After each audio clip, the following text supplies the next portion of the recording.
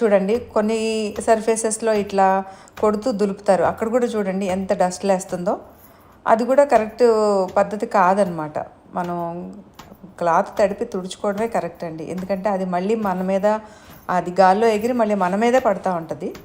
ఆ పద్ధతి కూడా కరెక్ట్ కాదనమాట. తర్వాత అట్లనే గదులు తుడుస్తూ ఉంటాం కదండి, ముందు ఏంటంటే చీపురుతో తుడుస్తాము, తర్వాత మాప్ చేస్తాం. అది కూడా కరెక్ట్ కాదండి, ఎందుకంటే ఫస్ట్ మాప్ చేసేసుకుని ఆ మాప్తో తుడిపించేసుకుని తర్వాత గదులు చీపురుతో తుడిపించుకోవాలి. ఎందుకంటే నేల మీద ఉండే ఫైన్ డస్ట్ చీపురుతో ఫస్ట్ తుడవడం వల్ల గాల్లోకి ఎగిరి అన్ని వస్తువుల మీద పడుతూ ఉంటుందండి.